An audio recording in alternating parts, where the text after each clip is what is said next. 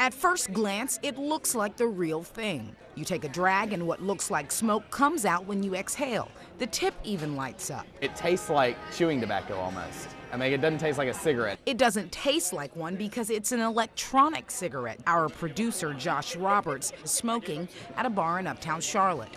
A smoker with nearly a pack-a-day habit, he was curious if the battery-powered e-cigarette, which gives off water vapor instead of smoke, would give him the same fix as his Camel Lights. It's not really the same. It may not be the same, but Dr. Jaspal Singh, a pulmonologist at Carolinas Medical Center, says it's too early to know if the e-cigarette is a safer alternative to traditional ones. We don't have enough research currently to say for sure whether they're safer.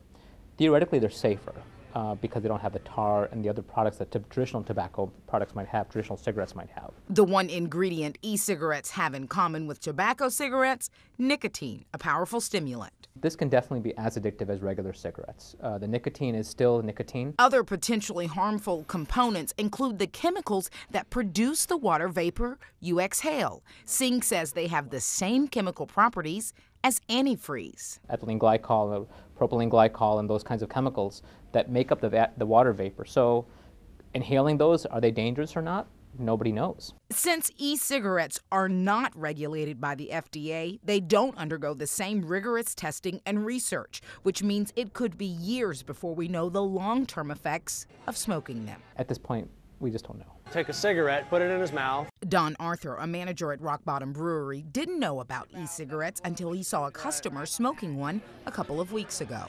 And he sat there and smoked this thing right next to everybody else who was not smoking at the bar. E-cigarettes are not a part of the statewide smoking ban that went into effect last month, so Arthur can't stop customers from using them.